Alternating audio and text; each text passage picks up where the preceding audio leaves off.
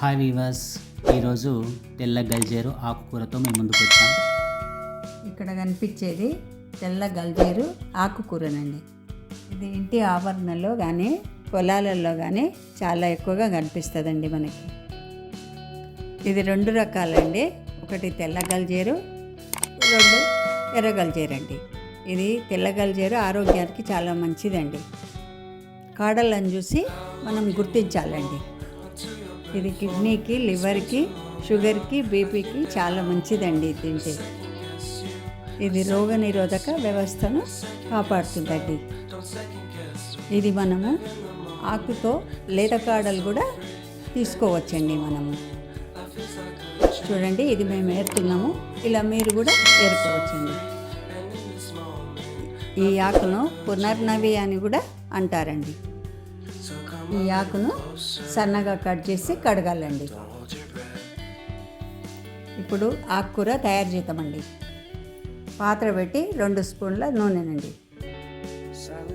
నూనె బాగా కాగిన తర్వాత మనము తాళింపు గింజలు వేసుకోవాలండి.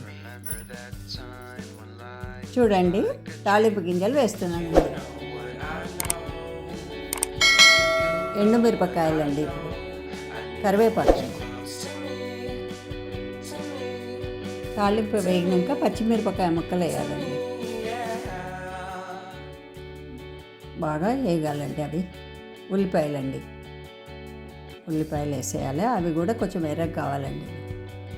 ఎల్లిపాయలండి, అవి కూడా వేగాలి నూనెలో.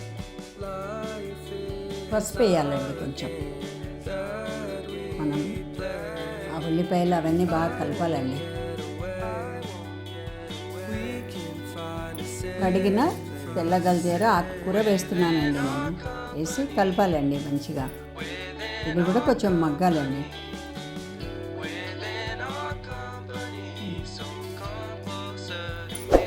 నానబెట్టుకున్న పెసరపప్పు రెడీగా ఉందండి, అది కూడా వేస్తున్నానండి. నేను వేసి కలపాలండి మంచిగా. ఇప్పుడు కారం వేస్తున్నాను, కాస్త 1 స్పూన్ వేసుకోవచ్చు. ఉప్పు వేస్తున్నానండి. మంచిగా కలియబెట్టాలండి మొత్తం.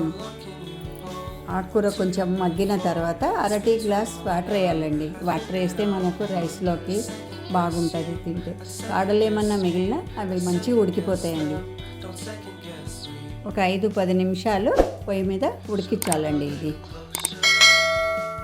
ఉడికేటప్పుడు చూడండి, ఉప్పు సరి చేసుకోండి, చూసుకొని ఉప్పు సరి చేసుకోండి. రెడీ అయిందండి. ఇక లైక్ చేయండి, సబ్స్క్రైబ్ చేయండి.